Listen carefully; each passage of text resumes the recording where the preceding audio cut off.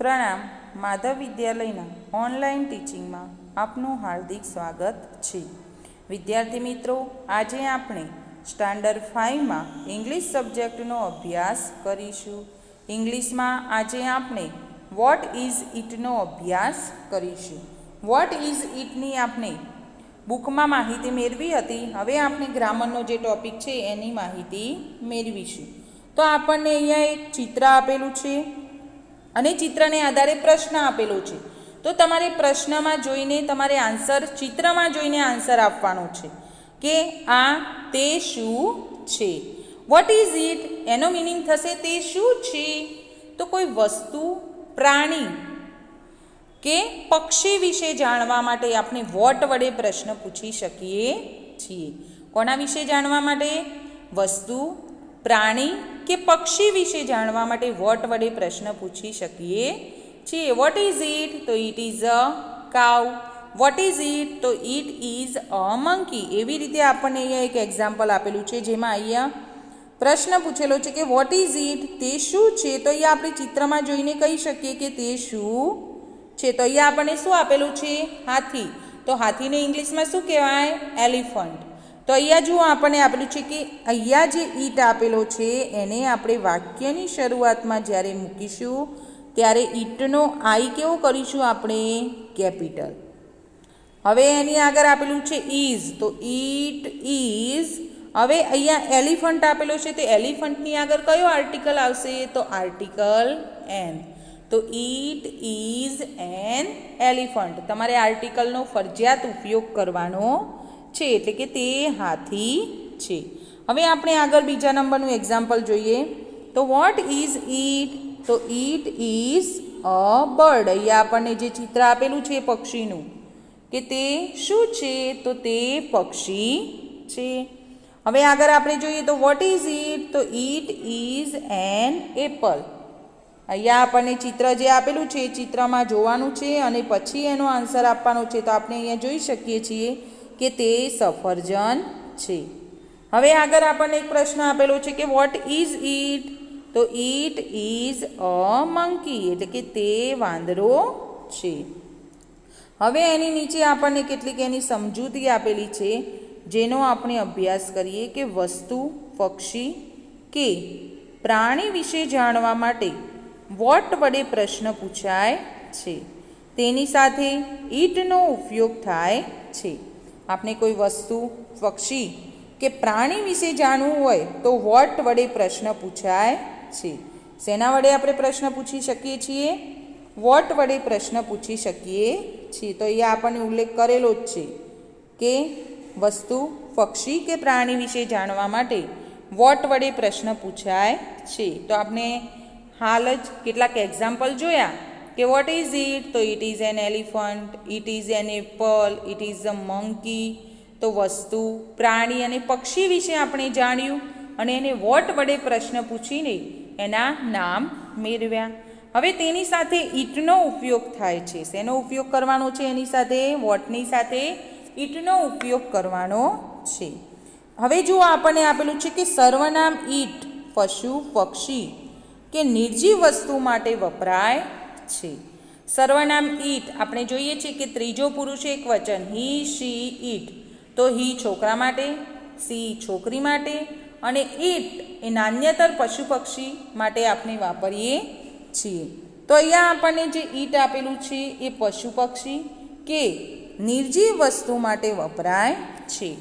It. તો it એટલે કે તે પુરુષવાચક સર્વનામ.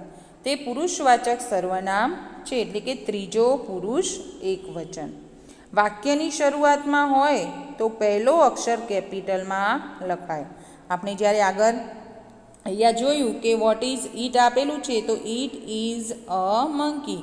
તો અહીંયા ઇટને જ્યારે વાક્યની શરૂઆતમાં લાવ્યા ત્યારે ઇટનો આઈ કેવો કર્યો આપણે? કેપિટલ.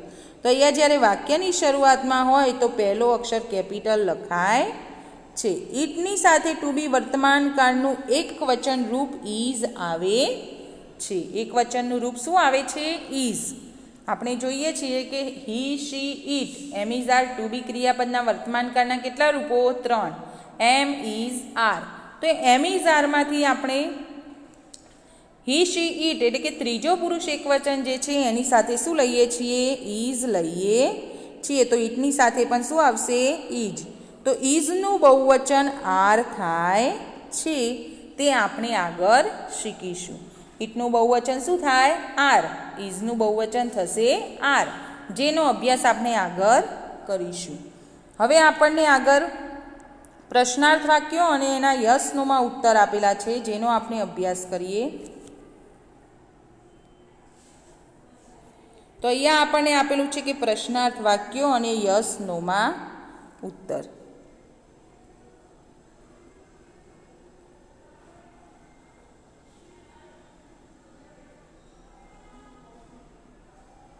તો અહીંયા આપણને પહેલો પ્રશ્ન આપેલો છે કે પ્રશ્નાર્થ વાક્ય અને યસ નોમાં ઉત્તર. તો પહેલો પ્રશ્ન આપણને આપેલો છે કે is it a book? Is it a book? શું તે પુસ્તક છે? તો જુઓ એનો આન્સર આપણને બાજુમાં આપેલો જ છે કે yes it is a book. હા, તે પુસ્તક છે.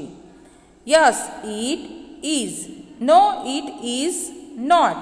નોમાં પણ આપણે આન્સર મેળવી શકીએ કે નો ઇટ ઇઝ નોટ. નોમાં આન્સર આપણે આપવો હોય કે અહીંયા આપણને પુસ્તકનું ચિત્ર આપેલું છે અને જો અહીંયા પુસ્તકનું ચિત્ર ના હોય, બીજું ચિત્ર હોય, તો નોમાં આપણે જવાબ મેળવવો છે. તો no it is not a book. હવે અહીંયા જુઓ આપણને નીચે ટૂંકમાં પણ આન્સર આપેલો છે કે યસ ઇટ ઇઝ. હવે એવી જ રીતે આપણે જોઈ શકીએ છીએ it is an apple. No it is not an apple. No it is not. અને એનું પણ ટૂંકું રૂપ ઇઝન્ટ લખી શકીએ કે નો ઇટ ઇઝન્ટ. હવે જુઓ નીચે આપણને આપેલું છે કે વાક્યનું પ્રશ્નાર્થ વાક્યમાં રૂપાંતર કરીએ ત્યારે વાક્યમાંના ક્રિયાપદને વાક્યની શરૂઆતમાં મુકાય છે. તો વાક્યનું જ્યારે આપણે પ્રશ્નાર્થ વાક્યમાં રૂપાંતર કરીએ ત્યારે વાક્યમાં જે ક્રિયાપદ હોય, તો અહીંયા જુઓ આપણને આપેલું છે વાક્યમાં અહીંયા ક્રિયાપદ શું આપેલું છે? ઇઝ. તો ઇઝ જે ક્રિયાપદ છે ક્યાં મુકાય છે? વાક્યની શરૂઆતમાં મુકાય છે અને અંતે શું કરવામાં આવે છે? પ્રશ્નાર્થ ચિહ્ન મુકાય છે. વાક્યનું પ્રશ્નાર્થ વાક્યમાં રૂપાંતર કરીએ. આપણે જે પ્રશ્નાર્થ વાક્ય બનાવતા હતા કે ધીસ ઇઝ એન એપલ, તો આપણે શું કરતા હતા? ધીસને ઇઝની સ્થાને મૂકતા હતા અને ઇઝને ધીસની સ્થાને મૂકતા હતા. તો ઇઝ ધીસ એન એપલ? આપણે એવું પ્રશ્નાર્થ વાક્ય બનાવતા હતા. તો એવી રીતે અહીંયા પણ આપણે એવી જ રીતે પ્રશ્નાર્થ વાક્ય બનાવવાનું છે. આપણે સાદું વાક્ય શું બનાવી શકીએ? It is an Apple. આ જે વાક્ય આપણને આપેલું છે એનું સાદું વાક્ય બનાવવું હોય તો શું બને? It is an Apple. APPLE. હવે આનું જ પ્રશ્નાર્થ વાક્ય આપણને અહીંયા આપેલું છે, તો આપણે શું કરીશું? ઇઝને ઈટની સ્થાને લાવીશું અને ઈટને ઇઝની સ્થાને લઈ જઈશું. અને જ્યારે ઇજ વાક્યની શરૂઆતમાં આવશે ત્યારે આઈ કેવો થઈ જશે? કેપિટલ. તો ઇઝ ઇટ એન એપલ? અહીંયા અંતે શું કરેલું છે? પ્રશ્નાર્થ ચિહ્ન. તો no it is not an apple. અને જુઓ 2 નંબરનું આપણને આપેલું છે અહીંયા કે પ્રશ્નનો ઉત્તર યસ કે નોમાં હોઈ શકે. 3 નંબરમાં આપેલું છે યસ કે નો પછી અલ્પ વિરામ અને વાક્યને અંતે પૂર્ણ વિરામ મુકાય છે. આપણે અહીંયા જોઈ શકીએ છીએ પ્રશ્નમાં કે નો પછી શું આપેલું છે? અલ્પ વિરામ. It is not an apple અને અંતે શું મૂકવાનું? પૂર્ણ વિરામ મૂકવું. યસ હોય તો યસ લખીને પાછળ શું કરવાનું? અલ્પ વિરામ કરવાનું અને છેલ્લે પૂર્ણ વિરામ મૂકવું. નકાર નો વાળા વાક્યમાં ક્રિયાપદ પછી નોટ મૂકવામાં આવે છે. તો અહીંયા આપણને જે ક્રિયાપદ આપેલું છે, અહીંયા હું અંડરલાઈન કરું છું કે નો ઇટ ઇઝ. હવે આ ઇઝ જે ક્રિયાપદ આપેલું છે એની પછી તરત જ આપણે નોટનો ઉપયોગ કરીશું. અહીંયા પણ તમે જોઈ શકો છો કે ઇઝ જે ક્રિયાપદ આપેલું છે એની પછી તરત જ નોટ આપેલું છે. અહીંયા ઇઝ નોટનું ટૂંકું રૂપ આપેલું છે. અહીંયા જે ઇઝ નોટ છે એનું ટૂંકું રૂપ આપણને નીચે આપેલું છે ઇઝન્ટ.